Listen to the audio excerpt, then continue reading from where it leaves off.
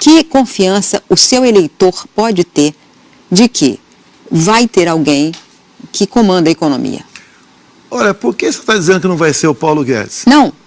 A senhora nunca conversou com ele. É mesmo que eu vou me casar. Vamos supor que a gente vai se casar agora, vamos supor, tá certo?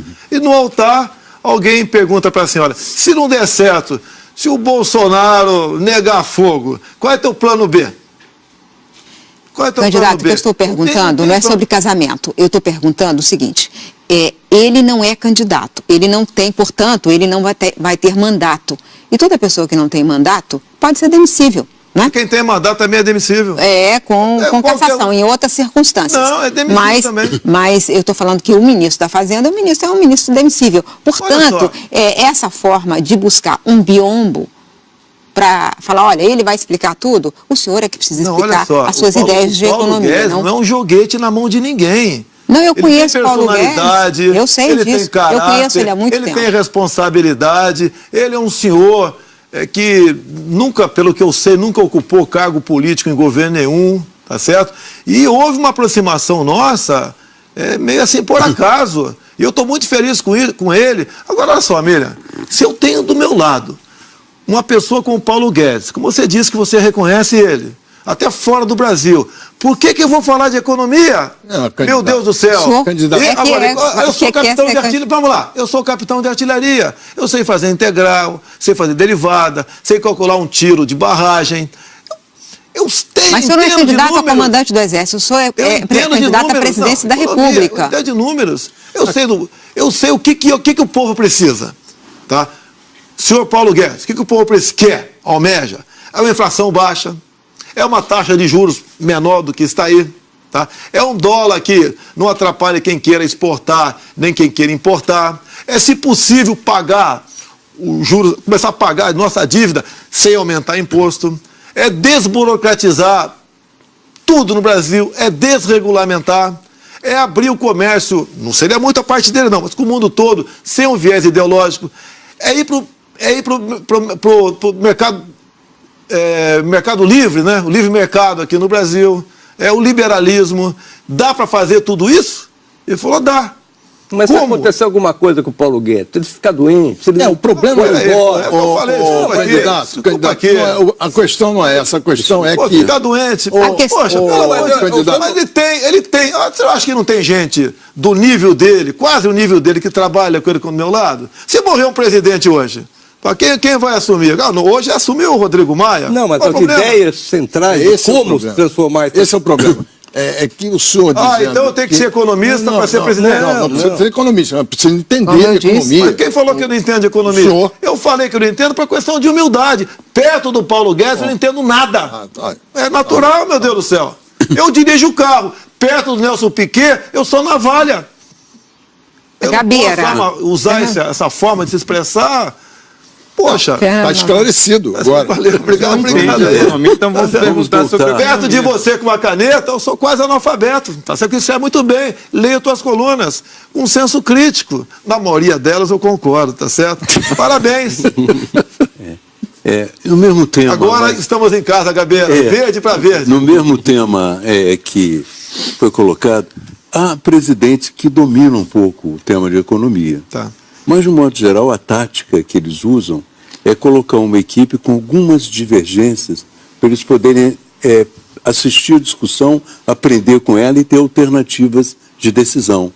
Tendo uma pessoa só, não há um perigo de não se aprender e de ser, de uma certa maneira, manipulado?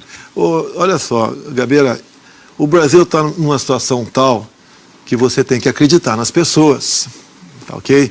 O senhor Paulo Guedes, caso seja ministro, né, caso ele aceite o convite, ele não vai tomar decisões sem conversar comigo. Não, eu sei. Certo? É que a conversa... Agora, tem mais gente com ele, tem mais gente que discute economia conosco também. É gente que está aí pronto a assumir no impedimento. Não é eu demitir o Paulo Guedes. Se ele vai cumprir a missão, ele falou que cumpre a missão e eu acredito nele. Por que eu iria demiti-lo? Lançar o Brasil numa aventura? Não é essa a hipótese que eu coloquei. A hipótese de uma equipe econômica mais rica em discussão, mais rica em levantamento de problemas, para que o presidente tenha uma visão maior. ao escolher o problema. Ele já falou e gostaria de manter o presidente do Banco Central. Eu falei, Paulo, quem vai definir tudo isso é você. Eu quero o resultado, eu quero então, o povo sorrindo, um crédito barato, diminuindo a dívida interna, dólar, inflação. Eu quero isso. Você está fazendo isso? Qual o problema? Por que eu não estaria de acordo com a política dele? E assim as demais áreas, saúde, educação, defesa. E são as pessoas...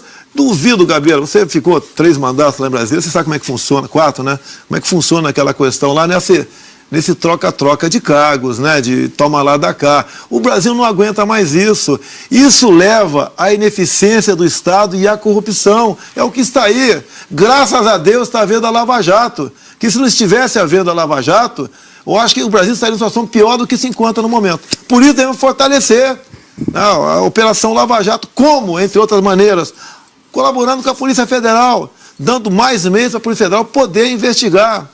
É isso que a gente precisa. Não fazer como um candidato aí falou agora há pouco e nós vamos pegar o pessoal do MP, do Judiciário e botar cada um no seu quadradinho. Não é isso, pô. Candidato, se o senhor for eleito, né, está começando a governar, se de repente a inflação começar a subir, aí a gente hoje sabe que os juros estão na faixa de 6,5%. Aí, de repente, o Banco Central entende que é preciso subir os juros assim de forma violenta. Tipo 14%, como foi no governo Dilma, ou até num caso mais extremo, na época do governo Fernando Henrique, chegou ao juros de 45%. Como é que o senhor enfrentaria essa situação? Bem, vamos lá. Nós temos uma dívida interna, me ajude se estiver errado, por favor, próxima a 4 trilhões de reais. Certo? Por aí. Mais ou menos. Contar os compromissados, um pouco mais. Um pouco mais, tudo bem. Ela subiu assustadoramente da metade do governo Fernando Henrique Cardoso, onde chegou a 50 e poucos por cento a taxa de juros para combater a inflação. Esse remédio aqui, esse remédio usado lá atrás, em doses cavalares, está havendo um efeito colateral enorme aqui. Agora, as questões inopinadas, que foge da normalidade, você tem que buscar uma solução. Se a solução for essa, que se faça. Agora, imagina essa taxa de juros em cima, senhora Mira, com 4 trilhões de dívida. Para onde vai a nossa dívida interna? Pô? Vai explodir. Pô. Agora, eu acho que você tomando medidas para fazer a economia rodar, tá certo? Nós começarmos a buscar maneira de agregar valor naquilo que nós produzimos, não ficarmos apenas apegados à questão dos commodities. Eu fui agora em Paraupebas, fiquei lá 30 minutos vendo um trem passar de minério, vai para a China, basicamente isso aí. Será que nós não podemos agregar valor nisso? O que falta para nós investir em ciência e tecnologia? Tá? A gente tem que trabalhar nessa área também, para evitar exatamente isso aí. E você, a economia funcionando, você tem que ter uma reserva maior, talvez não seja preciso, né, recorrer a uma situação dessa para conter a inflação. Então, essas questões... No seu governo, o senhor vai seguir a proposta do assessor econômico Paulo Guedes, tornar o Banco Central totalmente independente? O que ele quer é o Banco Central independente politicamente. E eu sou favorável a isso. Tá? E vai ter meta também. O Banco Central vai ter metas. Se não cumprir exatamente as metas, como agora, dentro de um parâmetro, lamento, o Paulo Guedes vai acenar com a troca do Banco Central. Não seria totalmente independente. São política, você sabe que amigos do rei, como por exemplo a questão da Friboi, tá? O BNDES tem que atender a população, o povo como um todo, e não dessa forma que ao colocar alguém por indicação política, essa pessoa atende mais determinado tipo de cliente. Candidato, o Merval quer falar. Pelo que o senhor está falando, vem falando, o senhor confia plenamente no Paulo Guedes e concorda com as ideias dele. Nós temos um vídeo aqui com uma declaração do Paulo Guedes que a gente queria passar, depois eu queria perguntar ao senhor. Candidato, em 2013, o seu assessor econômico, Paulo Guedes, falou sobre a economia brasileira durante o governo militar. O vídeo está no canal do Instituto Millennium, na internet. Nós separamos um trecho e nós vamos ver. No regime militar, aumentou o grau de intervenção do governo, aumentou o número de empresas estatais, foram criadas todas essas parafernálias, há coisas até que precedem, como lei trabalhista. A lei trabalhista já é mais antiga ainda. Mas durante o regime militar aumentou o grau de intervenção do governo, os braços armados da economia intervencionista do governo eram exatamente as grandes empresas estatais, E havia controle de preços, cartéis no sistema bancário, autoprotecionismo na economia, muito subsídio. E o Brasil foi perdendo o rumo e foi sendo capturado por essa armadilha de baixo crescimento. Bom, o senhor concorda com Olha só, a análise do seu futuro ministro está fazendo? Em 73, o Pinochet assumiu o Chile. Não vamos discutir em que circunstâncias, tá ok? E essa política do Paulo Guedes se fez presente lá, e o Chile hoje em dia nos inveja, tá? Em parte não, ele tem razão em quase tudo, mas o que acontece? Quando se fala, por exemplo, em estatais, eu perguntaria, naquele período, alguém da iniciativa privada conseguiria fazer Itaipu binacional? Olha só, o prezado Merval, tá certo? O Brasil teve 5 presidentes militares. A nossa economia passou da 49ª para a 8ª economia do mundo. Muito usado estatais. Agora, você pode, quando nós entregamos, que seria para o Tancredo, acabou não sendo, né? Foi para o Sarney, as estatais continuaram. Os civis poderiam modificar tudo isso aí. Resolveram se apoderar das estatais, tomaram de assalto as estatais, lotearam, aparelharam as estatais. Mas o senhor é a favor ou contra essa visão estatista do regime militar? A gente muda, Merval. Eu tinha uma visão como essa, concordo com a crítica que você poderia fazer de mim agora. A gente evolui, a gente muda. Eu não quero ser presidente para lançar o Brasil numa aventura, pelo amor de Deus, não é isso que eu quero. Eu quero resolver o problema. Não vou pensar numa reeleição, caso chegue lá, tá certo? Não sou candidato por obsessão. O senhor vai acabar com a reeleição? É isso? A gente pode até, se for para fazer uma reforma política que atenda o Brasil, eu abro mão de uma reeleição minha. No pacote a gente abre mão. Eu entendo que a reeleição lá do Fernando Henrique Cardoso não foi um bom remédio para a democracia. Os governos geralmente se endividam para conseguir a reeleição e depois obras inacabadas, dívidas impagáveis, né, promessas que não vão ser cumpridas. Corrompeu-se a democracia com isso aí. Candidato, ainda sobre o vídeo do Paulo Guedes, essa declaração dele, tem um lado forte que ele ataca o protecionismo. Nós estamos aqui à beira de uma guerra comercial, Trump, China, que vai afetar o Brasil pesadamente. E vai afetar os brasileiros. Por exemplo, a China, se deixar de comprar as commodities brasileiras, o agronegócio brasileiro vai para baixo. A China só não simpatiza com o governo, mas se a gente deixar de vender, vai para baixo. O senhor vai privilegiar alguma negociação bilateral, algum tipo de acordo bilateral? O senhor vai ser protecionista também? O que o senhor pensa disso? Olha, quem já escreveu que eu evitaria vender algo para a China... Não, eu não estou afirmando isso, estou falando que o senhor não gosta do governo da China. Escritas a esse respeito meu por aí. O que eu tenho falado no caso da China, que a China não está comprando no Brasil, está comprando o Brasil.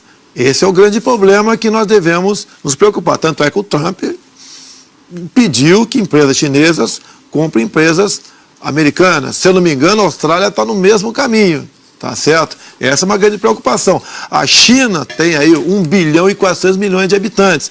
Revogaram a lei do filho único, o controle de natalidade há pouco tempo. Tá? A sua população está se transformando em urbana. Mas o agronegócio brasileiro depende em grande parte da venda para a China. Vão ter que comprar, porque o mundo cresce 70 milhões de habitantes por ano. Vão ter que comprar, tá certo?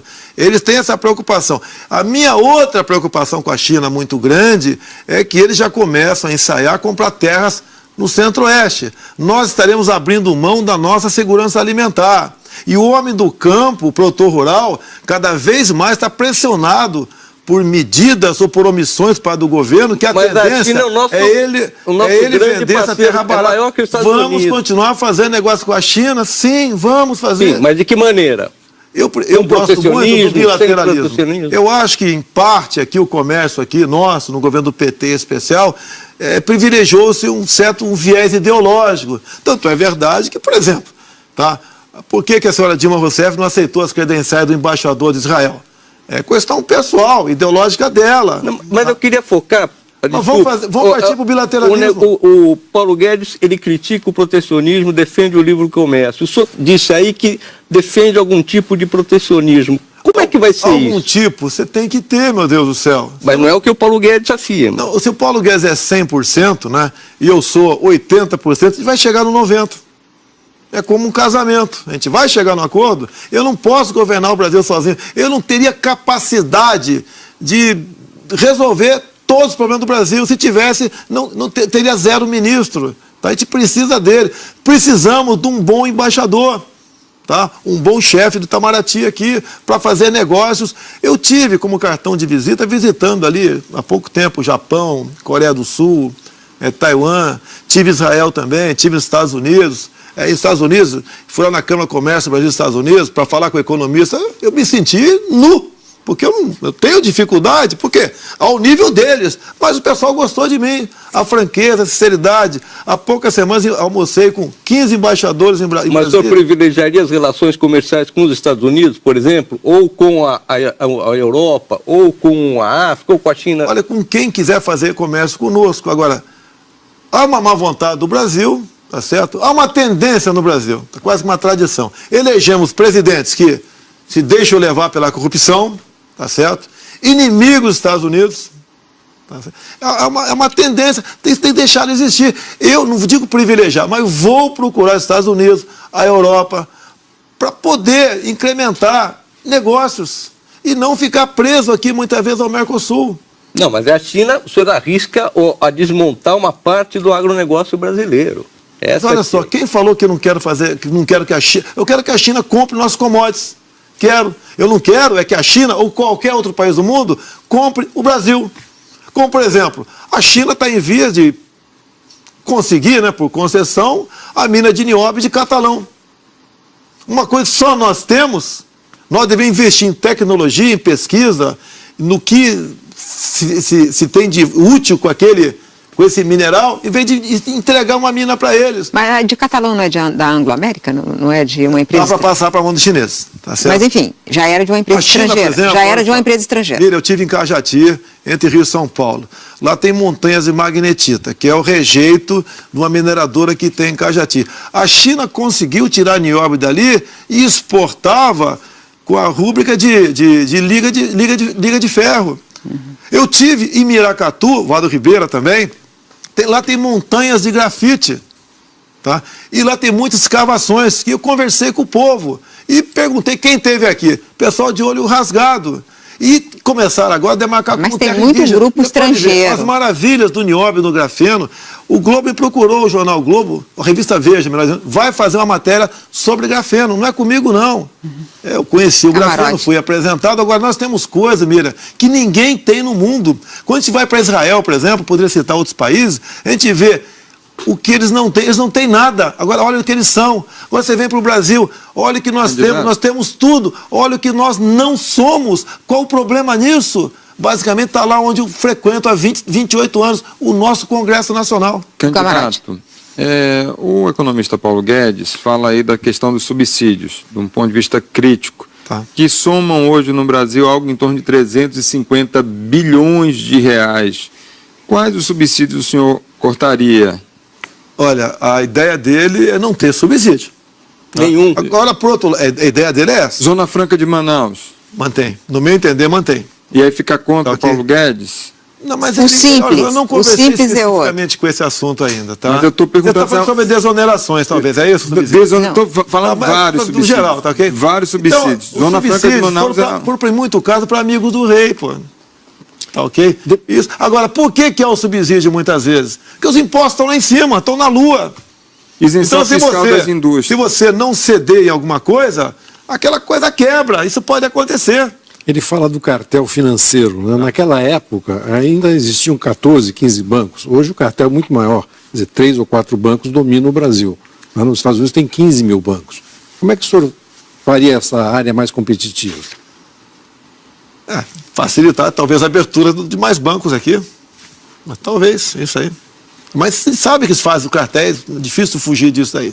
Mas como faria isso? Nós Poxa, agora com todo respeito, né? Se você fala em abrir mais bancos, poxa, sim, mas facilitar isso daí. Agora, hoje em dia, a população nossa, até 80% aí inadimplente, o Brasil está praticamente quebrado, meu Deus do céu. Aumentar o crédito, fazer mais banco. Agora, esse aumentar crédito, qual a segurança que o banqueiro tem? Ele tem que ter segurança. E a população está endividada. Hoje em dia, me desculpa, né? Quem quer fazer um negócio no Brasil, vai investir. Para produzir o quê? Para vender para quem se o povo está sem poder aquisitivo? A gente está numa situação falimentar. Estamos praticamente quebrados, na lona.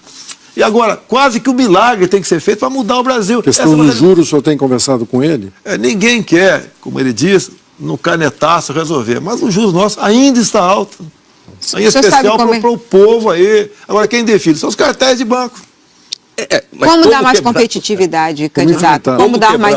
Mas isso aí, olha só, você está perguntando para o capitão do Exército como quebrar, tá certo? Um candidato a presidente da República. Não, o capitão do Exército, candidato, faltou, deixa eu molhar o bico, né? Candidato a presidente da República. Isso. Tá ok? Agora, as grandes decisões, eu não posso tomar sem ouvir ninguém. Eu seria um ditador. Não é essa a ideia. Tem um plano, um estudo. Nós não podemos quebrar. Se você... De acordo com como tratar o mercado financeiro, você pode implodir tudo aqui, você não quer isso. Tem uma economista aqui, a senhora poderia poderia nos ajudar como quebrar isso? É o senhor que é candidato. Não, é o senhor que precisa saber como fazer. Como que você está pensando? A gente só está querendo saber o que você está pensando de economia. Porque está muito nebuloso. Principalmente porque o senhor usou sempre esse argumento. É o posto Ipiranga. Então a gente precisa entender melhor. Quem é a pessoa o posto Ipiranga é o Paulo Não, Guedes. a gente quer saber... O posto Ipiranga da Defesa é o general Heleno.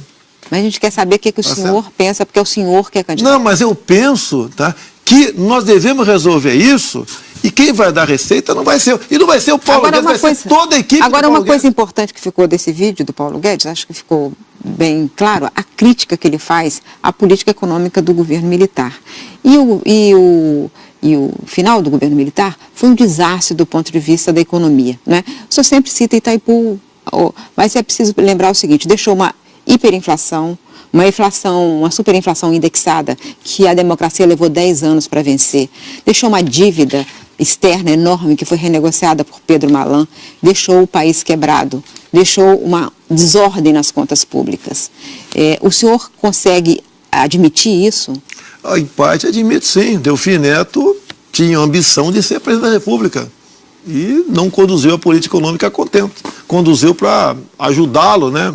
A talvez... Não foi só Delfim Neto, né? Delfim Neto queria ser candidato a presidente e havia essa intenção por parte dele, tá certo? E chegou a esse ponto.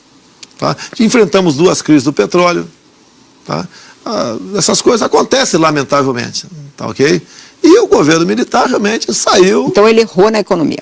Não, na reta final não foi bem. Agora, olha a infraestrutura deixada pelos militares. Tá certo, Sadi. Sem essa infraestrutura, nós não seríamos nada aqui no Brasil.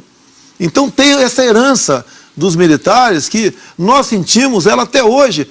Mira, com todo respeito, me apresente algumas grandes obras do Sarney para cá. Não tivemos nada, só corrupção. Fizemos o plano real para enfrentar a inflação deixada pelo governo militar, por exemplo. Vamos conversar aqui, né? É que, inclusive, dado a metade do governo FHC, os juros na lua, tivemos essa dívida monstruosa aqui também, que ninguém sabe como pagá-la. Candidato, o Paulo Guedes já falou em algumas entrevistas que pensa em reduzir os impostos, cerca de 50 para 8, no máximo 10, que vocês estão conversando sobre isso. Quais são esses impostos? Olha só, nós temos ali dezenas de impostos. Tá? O deputado Luiz Carlos Raul está com um projeto nesse sentido. E eu acompanho a meia distância ao longo dos anos em Brasília. Tá? Quando você quer reduzir, diminuir, fundir impostos, não sei o que lá, você tem problema na Câmara, no Senado. Tem parlamentares que são ligados ao governo federal, ou são ligados aos governadores, outros aos municípios. E quando tá, um ente vê que vai perder, vai tudo por água abaixo. O que eu falei para eles? O ideal seria imposto único, até o ideal, né, o sonho, né? É uma utopia, tudo bem. Mas nós devemos começar a reduzir paulatinamente os impostos. Qual imposto? Nenhum imposto já está na... Poxa, Mira. Mas ele disse que vocês estão avaliando. Poxa, por isso que a gente Mira. está perguntando. Porque eles estão conversando sobre isso. Não, é porque ele falou assim... O básico dos impostos... Não, ele falou que o senhor concordou em ter 15 discutir, por exemplo, impostos. Procedimentos médicos, eu não vou ter como responder para você, Mira. Mas quando Muita você gente conversa sobre defende, isso, candidato. e quais impostos você já falou? Eu não sou médico. Mas os eleitores precisam saber das suas ideias. O senhor disse, o Paulo ele Guedes disse que... Desculpa, André, aí eu vou complementando você e depois deixo você com a palavra.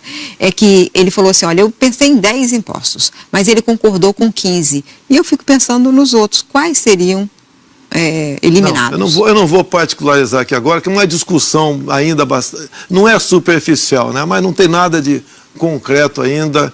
E isso daí, por ocasião do nosso plano de governo, vai ser apresentado. Quando? Até... É o limite longo, se não me engano, é 15 de agosto, se não me engano. É porque ele disse que está em avaliação, candidato, por isso que a gente está perguntando. Oi? Ele disse que está em avaliação por vocês. Por isso mas é lógico que está em avaliação. Mas quais são? Eu estou correndo atrás do voto no Brasil, estou andando no Brasil. Mas... Quem está com a mão na massa, na escrevania, com a caneta e um óculos, não sou eu, essa equipe. Mas o que ele disse para o senhor? Candidato, o senhor não falar para os seus eleitores, a gente está dando uma oportunidade para o senhor falar... Eu estou entendendo a pegadinha de vocês. Não é pegadinha. Não, que é isso? Eu estou entendendo. Tem um eleitor lá. Não, de jeito nenhum, candidato. Candidato, vocês querem me rotular aqui uma coisa que eu não sou.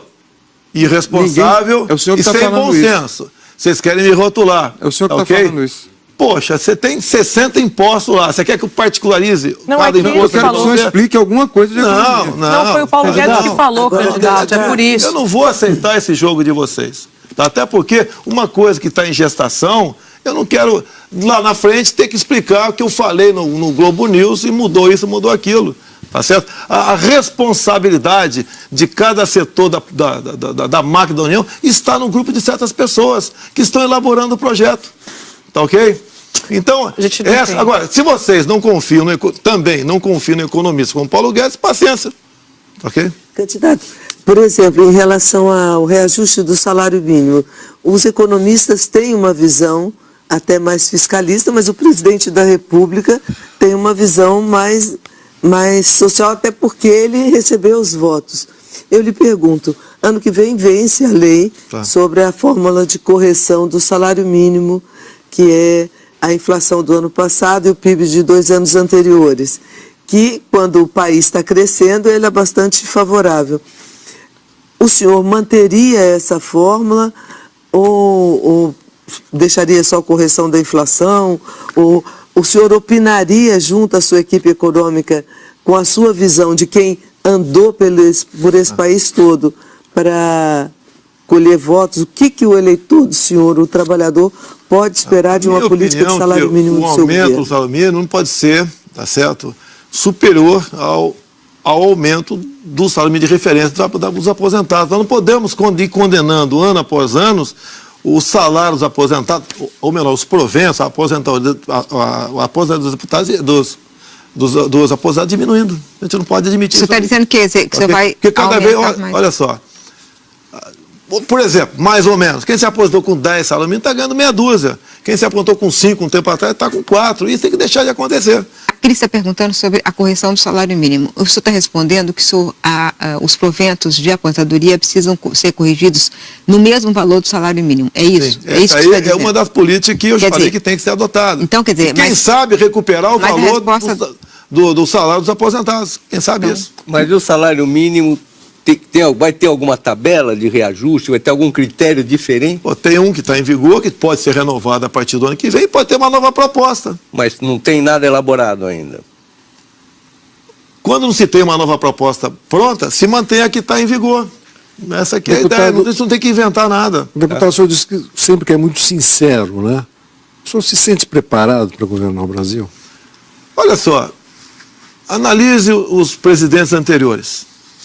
Dilma Rousseff, analise, tá certo? Foi um desastre. Analise Lula, tá certo? Analise, tá certo? Levando-se em conta isso, é minha formação, a minha experiência, maturidade que vem com o tempo, conhecimento de Brasil, humildade para reconhecer o que não sabe e buscar soluções com quem entende do assunto. É igual aquele cara que vai jogar um futebol, né? Você joga que posição? Joga em qualquer posição, não joga nada. Em cima disso, acredito que sim. Valdo Cruz. Candidato, a gente sabe que a gente está enfrentando um problema grave, que é a questão da Previdência. Temos um rombo na Previdência muito elevado, que somando o setor privado com o setor público deve chegar a 300 bilhões de reais.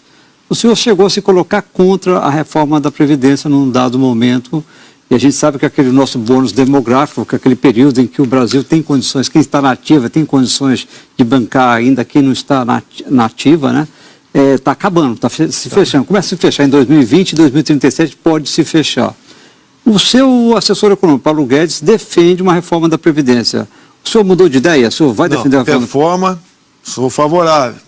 Quando essa proposta aí do senhor Michel Temer chegou, estava no Piauí. Tá?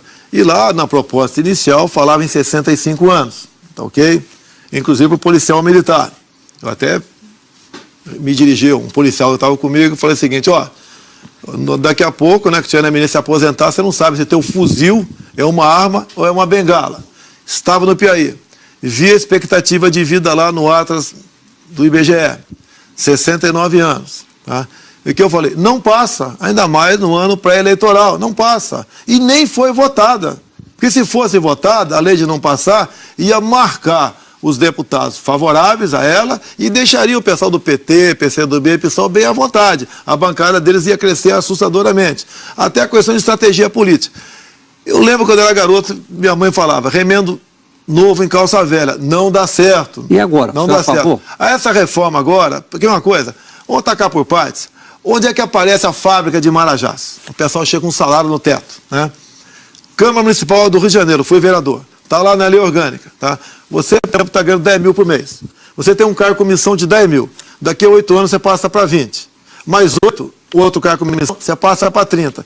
Vamos acabar com as incorporações. E olha o que aconteceu com o senhor Eduardo Paes quando deixou a prefeitura aqui no Rio de Janeiro. Essa acumulação se estendeu ao executivo. Tá? Vamos primeiro, no primeiro momento. Estou dando uma proposta entre várias. Não, quero saber dos militares. Tá, então tudo bem. Então, acaba com as incorporações. Militares. Bem, nós temos lá no artigo 7º um montão de direitos, certo? Na Constituição. Deles, o direito do militar de fundo de garantia, hora extra... O senhor pensa... Não, peraí. Hora extra, greve, dê todos os direitos dos militares, que a gente bota dentro da Previdência. Dê todos os direitos. E o senhor está pensando olha só, nisso? O militar, segundo dados do então Estado-Maior das Forças Armadas, ao longo de 30 anos de serviço, o militar, na verdade, trabalha em torno de 45. Dado aqueles tempos de serviço extra, que não são computados para nada. Eu vou voltar para o... E olha só, os militares estão sempre prontos para cumprir qualquer missão, qualquer hora e qualquer local.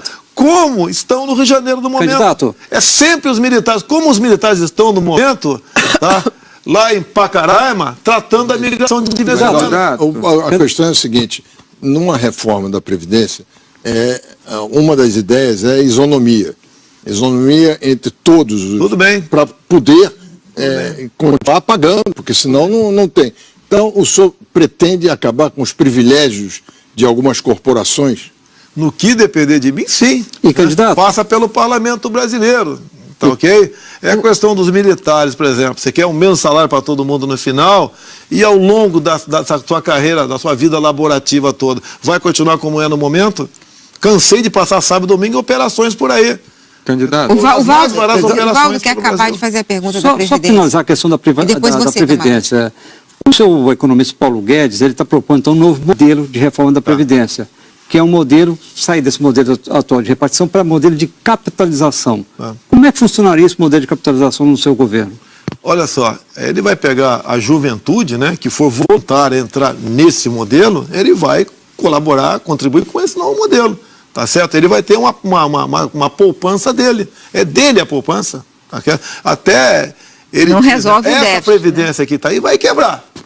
Vai quebrar. Agora, eu está propondo medidas, alguns querem tem que ter um remédio cavalar para resolver o assunto. Nós temos um filtro chamado parlamento.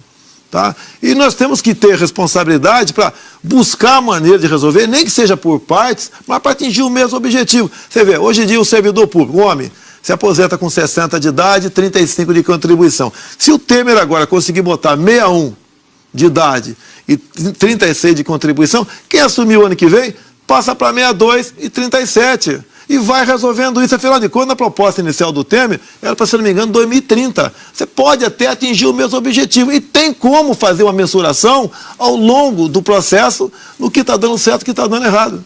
Candidato, esse ano a gente teve uma greve dos caminhoneiros, uma paralisação que afetou o país. O presidente Michel Temer deu como solução um subsídio para o óleo diesel. Esse subsídio acaba no dia 1º de janeiro de 2019. Aí eu lhe pergunto, qual vai ser a solução em relação à questão do diesel a partir do 1º de janeiro de 2019? Como é que ele vai ser corrigido? Vamos lá, eu vim acompanhando o caso dos caminhoneiros há 2 anos. Tá? Estive em Gramado, Rio Grande do Sul, aqui no Rio de Janeiro, em Brasília, tá?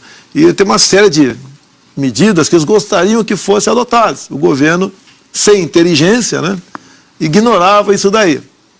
Uma das medidas, um caminhão vazio com o eixo levantado, tem estado que ele paga pedágio a si mesmo. Eu sei que no contrato, né, diz que tem que pagar, mas eu acho que um contrato desse tem algo de irregular ali, tem que conversar, né, com as empresas para resolver esse assunto. Mas a questão do óleo diesel. Vamos lá. Outros problemas os caminhoneiros também tinham, tá certo? A questão da multagem eletrônica. Tá? É uma festa. Você anda aqui na hora do Rio de Janeiro, a 70 por hora, sem passarela, e você vai na Rio Santos, por exemplo, tem uns 50 lombadas eletrônicas de 40 por hora até Santos.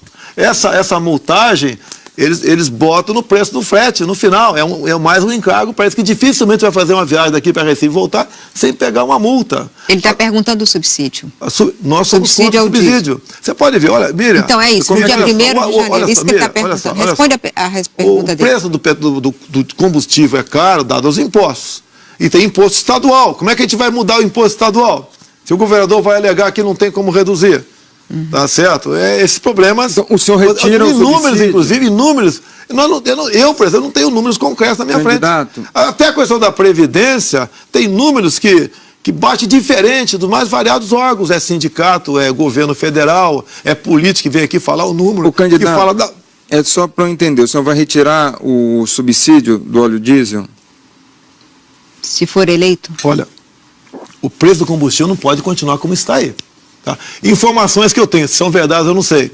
O preço do óleo diesel sai por mais ou menos 90% lá no final na refinaria, 90 centavos.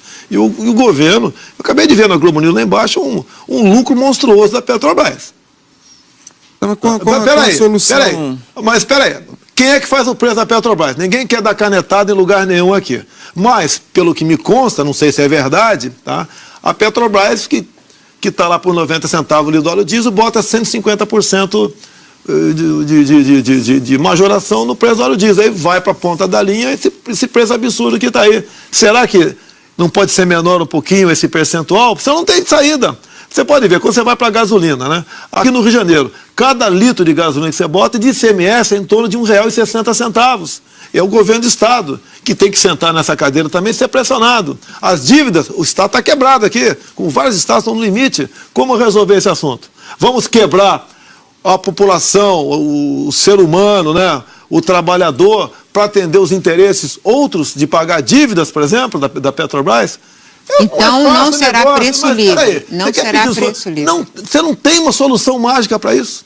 O que eu quero é que não pode ser intervencionismo ou preço livre. Não pode ser. Mas quem vai...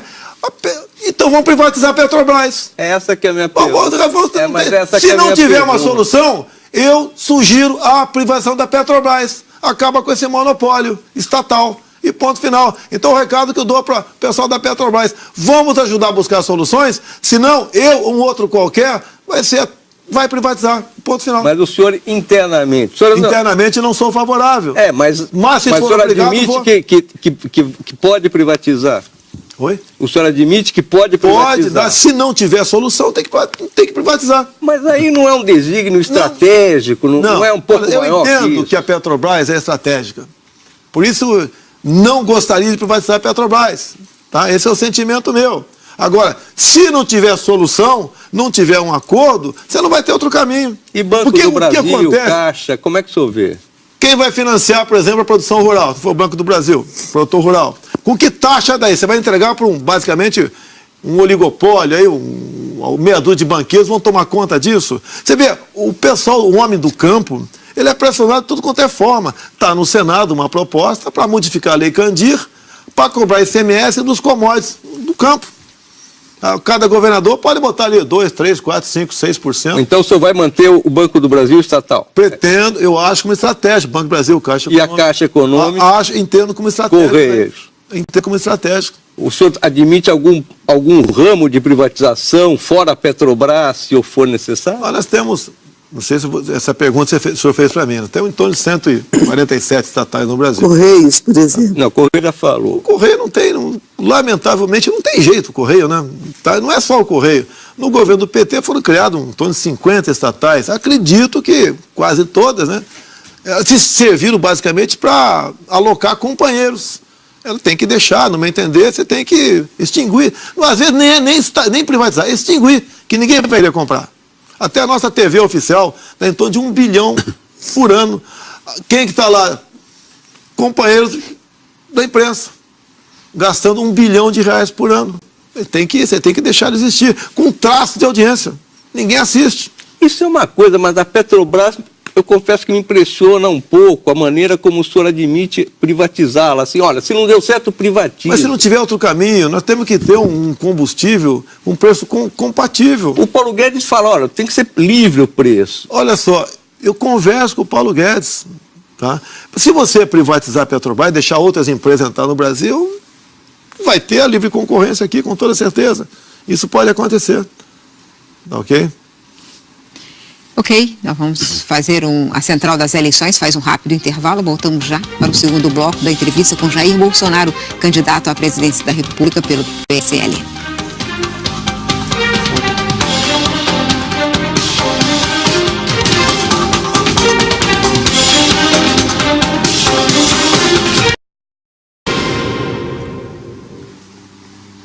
A central das eleições está de volta. Candidato, em abril do ano passado, o senhor fez uma palestra no Clube Hebraico e no Rio de Janeiro e fez uma declaração que provocou polêmica. Nós vamos ver.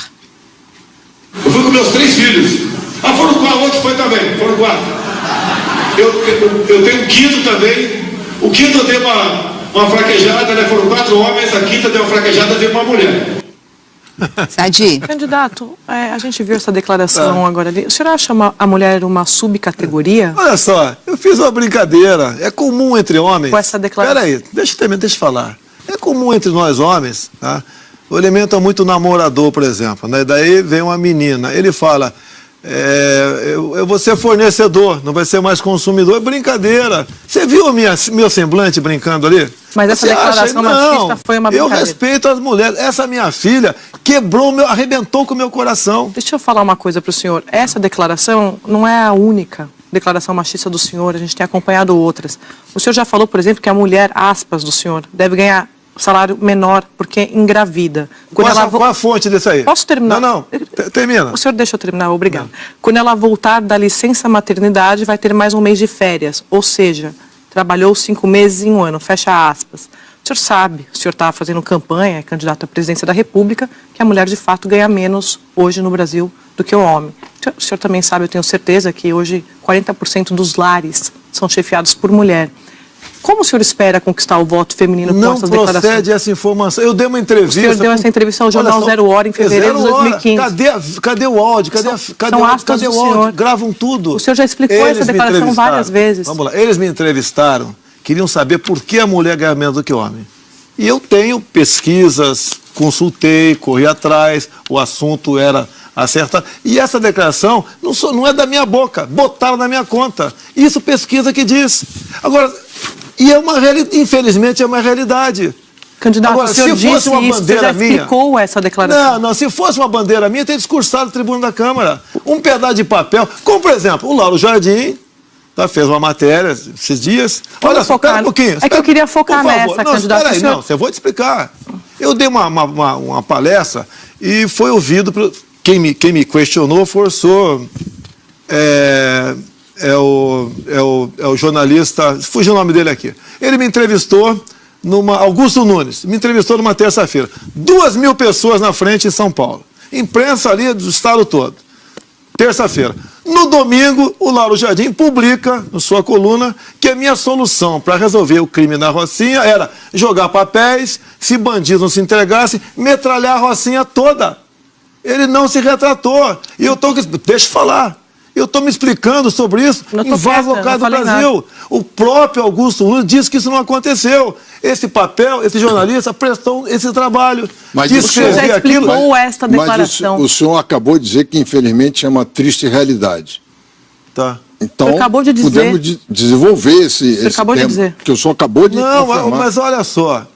Se esse problema existe há tanto tempo, eu sou acusado pela esquerda, massacrado acima disso, por que o PT não resolveu o problema? Mas olha só. Não, mas você está perguntando para o senhor, candidato. O senhor é candidato à presidência da República. Se um homem e uma mulher prestam concurso para o público ou para as Forças Armadas, vão ganhar o mesmo salário. Na iniciativa privada, quem define o salário é o patrão. Você não tem como impor X para o homem e isso para a mulher. Você não tem, ou melhor, X para o homem e X para a mulher. Quem decide o salário é quem é o patrão. Você vai em empresas cuja é uma patroa, uma mulher, existe a distorção. Por que botar na minha conta isso aí? Eu dei uma entrevista, isso nunca fez parte da meu currículo. Porque o senhor disse isso. Não disse, não é verdade. Isso daí eu traduzi. O senhor acabou de dizer, candidato. Pesquisas. O senhor acabou de dizer. Mas eu traduzi pesquisas. Mas é uma realidade. Então vamos. Não é meu pensamento isso. Então diga lá qual é o seu pensamento. Exatamente. O que o senhor quer fazer para resolver esse problema que é triste. Na iniciativa privada, você não pode interferir. Mas o governo pode dar sinais, dar incentivos, dar estímulos. Em função, você pode ver, tem mulheres patroas, tem muito mais homens contratados do que mulher e tem diferença salarial. Como é que você vai mudar isso daí? Não tem como mudar isso daí. Qual? Agora, não quer dizer, tem como mudar por exemplo, tem muita mulher aqui que é jornalista como você, que talvez ganhe mais do que você. Com certeza. Com toda certeza, pois é. Candidato, e a iniciativa, candidato, não é, e aqui não é um serviço público. Candidato, esse não é um assunto de brincadeira, que é um assunto sério. O senhor falou que estava brincando sobre ser fornecedor. Isso não é um assunto sério, não é um assunto de brincadeira, é sério para as mulheres. O feminismo é uma coisa séria para as mulheres. Essa desigualdade salarial é grave. O senhor tem alguma proposta para reduzir essas desigualdades? Se você quiser interferir no mercado dessa forma, você vai quebrar de vez.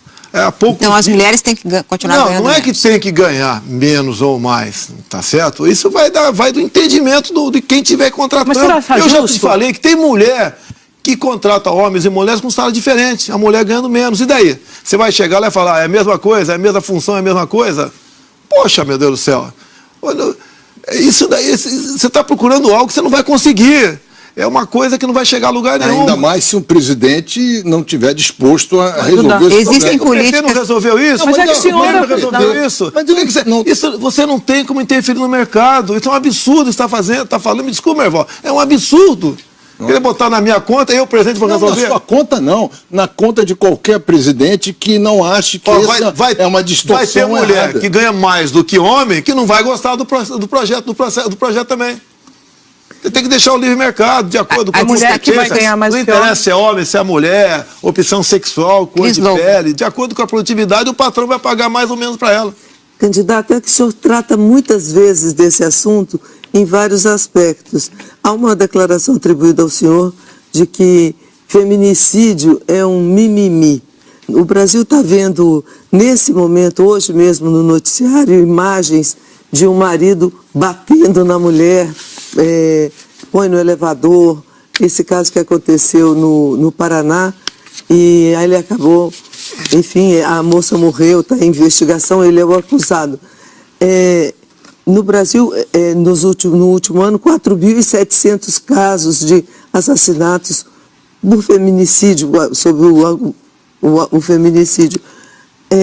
O senhor acha que é mimimi mesmo? Acha que é uma solução dar a arma para a mulher, como o senhor disse, em lugar de o papel da lei? Geralmente, quando eu estou em palestras, eu chamo algumas mulheres voluntárias para cima do tablado e pergunto para elas, vocês preferem a lei do feminicídio no bolso ou a pistola na bolsa? Até hoje foram unânimes. Você pode pensar diferente. Tudo bem, vou te respeitar. Tá ok? Agora, para mim, se a pessoa matar o meu pai ou minha mãe, eu vou me sentir triste de qualquer maneira. Eu quero que esse cara cumpra 30 anos de cadeia. Não interessa se matou meu pai ou minha mãe. Qual a diferença matar, com todo respeito, teu pai ou tua mãe? Não há diferença nenhuma. Né? São dois seres humanos que merecem viver. Mas, candidato, hoje 12 mulheres são mortas todos os dias. São 5 mil por ano, se não me engano. Por conta dessa questão de gênero.